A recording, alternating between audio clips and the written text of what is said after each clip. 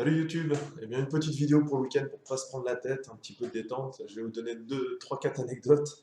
Déjà une première, c'est The Random qui m'a envoyé un petit commentaire hier sur une partie qu'il a joué le week-end dernier ou dernièrement, où il a maté bizarrement son adversaire. Alors vous allez voir la partie qui est assez rigolote. Premier coup, donc c'est E4, D5, caractéristique de la défense scandinave, E prend, Dame prend. Et là, son adversaire, sans faire exprès, touche le roi. Donc bon, c'est peut-être un petit peu dur, mais c'est la règle du pièce touchée, pièce jouée. Donc on regarde, en fait, le roi n'a plus qu'une case. Donc il est obligé d'aller ici.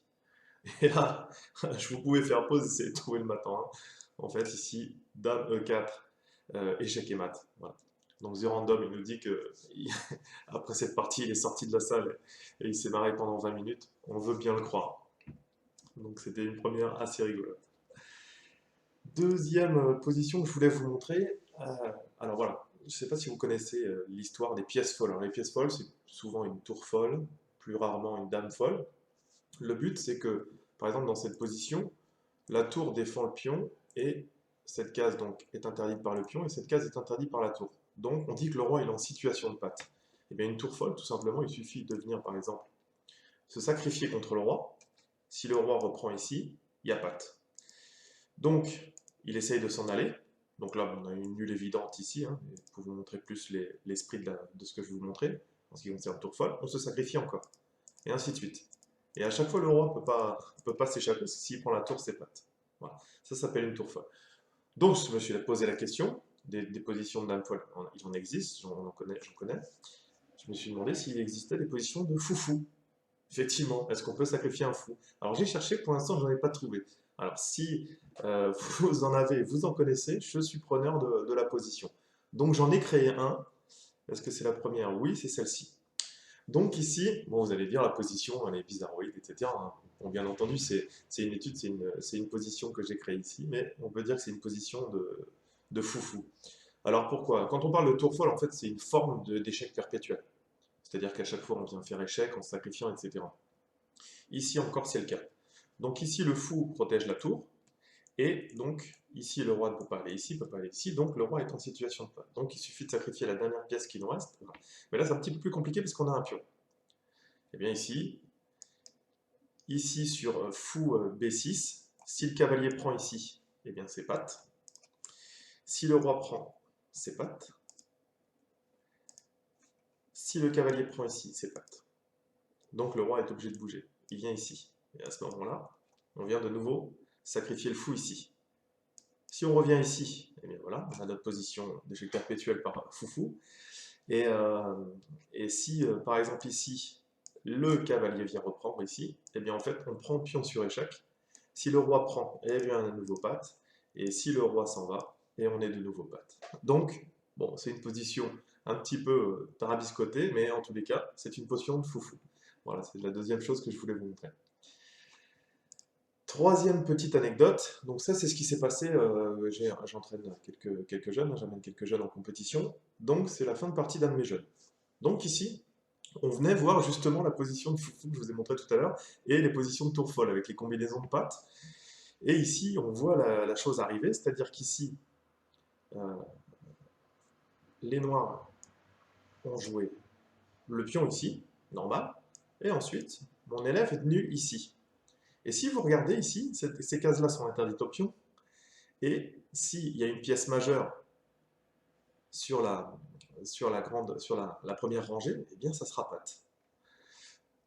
Donc ici, les noirs qui veulent pouvoir libérer la tour pour pouvoir venir ici, pour pouvoir passer le pion, ramènent le roi.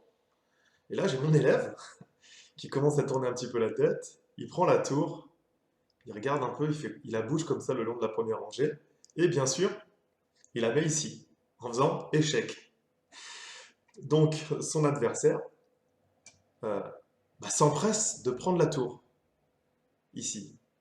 Mais si vous regardez bien ici et que vous faites une dame, eh bien ici, on est en position, il n'y a pas ici. La position est match nul. Donc, l'enfant qui était en face prend son pion, prend la tour et appuie sur la pendule. Et ça, je ne sais pas si vous le savez, mais c'est un coup illégal. Et mon élève, au lieu de gentiment donner la dame à son adversaire et puis qu'il la place et qu'il tire qu'il n'y a patte, il lève la main pour dire à l'arbitre c'est un coup illégal. Manque de bol, l'arbitre, l'arbitre était du club de l'élève d'en face. Donc moi qui regardais la partie de l'extérieur, je me suis dit, il va lui dire, bah faut faire promotion comme ça, tu choisis bien la pièce que tu veux. Donc je me suis dit, c'est bon, il va l'embobiner, etc. Donc l'arbitre vient, il engueule son élève en lui disant, mais je te l'ai dit 30 fois, comment on fait une promotion, c'est-à-dire qu'on vient choisir la dame, il prend la dame, il la donne à son élève, il lui dit, tu la poses ici, et maintenant tu appuies sur la pendule. Donc l'élève forcément appuie sur la pendule, avec la dame sur le truc, et puis le mien fait à l'arbitre, eh ben, c'est nul.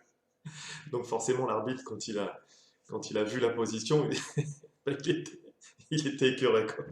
Donc voilà. Et donc voilà pour vous dire que ici, bien sûr, si on fait n'importe quelle, enfin si on fait une sous-promotion, par exemple cavalier ou un fou, eh bien ici il n'y a pas de position de patte. Voilà. Donc c'est ça qu'on aurait pu faire une sous-promotion et la position est gagnante dans cette position. Donc voilà, une partie assez drôle qui m'est arrivée. Et ce jour même, il y avait un des enfants qui était sur place qui me dit, j'ai trouvé un super moyen de tricher sur la Lucky. Je dis, qu'est-ce que c'est que ces histoires de triche là? Il me dit, oui, oui, non, non, mais c'est pas pour tricher, mais je te montre. Bon, ok. Donc je lui dis, vas-y, montre-moi. Donc il me dit E4, cavalier F6. Ça, c'est la défense à l'Ukin. Et souvent, les blancs viennent pousser le pion. Et il y a une défense qui existe, c'est cavalier G8. Cavalier G8, ça a été d'ailleurs joué par Carlsen, je crois. Ça peut surprendre votre adversaire. Le but, c'est ensuite contre-attaquer le centre des pions qui est avancé. Voilà. Et là, en fait, il me dit, eh ben, dans cette position-là, on arrête la pendule, on appelle l'arbitre, et on dit coup illégal. Mon adversaire a joué le pion 3. Donc voilà, je ne sais pas si vous avez compris la subtilité, mais voilà, le fait d'avoir ramené ici, ben, comme la position des noirs est la position de base, euh, voilà, on appuie sur la pendule, on appelle l'arbitre, coup illégal. Voilà la trouvaille d'un de mes élèves. Donc voilà, il n'y a pas de. Même dans la triche, on a des petits génies, entre guillemets, bien entendu. Mais c'est juste pour vous ramener cette position. Allez, on passe tout de suite à une suivante. Donc là, ici, c'était pendant un tournoi. Je faisais un tournoi de semi-rapide. J'avais un de mes élèves qui faisait le petit tournoi B et il débutait. Donc, et d'un seul coup, il vient me voir, il vient me voir. Il savait que son adversaire faisait toujours le mat du berger. Il me dit, donc, comment on fait pour. J'étais assis à ma table, prêt à jouer. Il dit, comment on fait pour parer le mat du berger? Alors, moi, je lui dis, à la hâte, je lui dis, bah, c'est pas compliqué, tu mets le cavalier en F6. Et puis, c'est cuit. Et puis ensuite, il se passe. Je joue ma partie et j'arrive à la fin de la partie. Et, euh, et là, je vois mon élève qui pleure. Donc, je lui dis, qu'est-ce qui t'arrive? Je me suis pris le coup de berger. Je lui ai dit, comment ça c'est possible? Et regardez ce qui s'est passé. Donc, E4. Donc là, pas de problème. E5.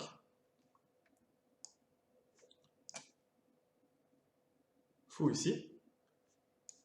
Cavalier. Dame ici. Donc, il se dit, super. Il tente le coup du berger. Pour défendre, il faut que je fasse cavalier en F6. Et il vient jouer cavalier en F6 et il se prend. Donc, son adversaire lui fait échec et mat. Lui dit, non, c'est pas possible. Mon prof m'a dit que c'était pas possible. Donc effectivement, les gens autour lui disent, bah si, regarde, il est chez Kemat, tu veux pas bouger, etc.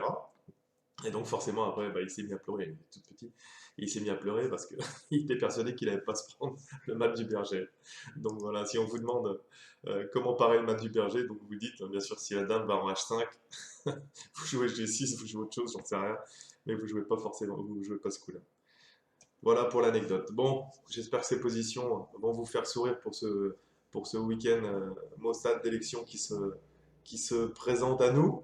En tous les cas, travaillez bien. Je vous rappelle le site internet www.chesstrainer2000.com.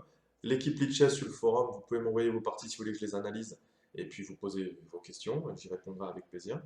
Et voilà, Facebook, Twitter. En tous les cas, en attendant, travaillez bien et à bientôt. Ciao.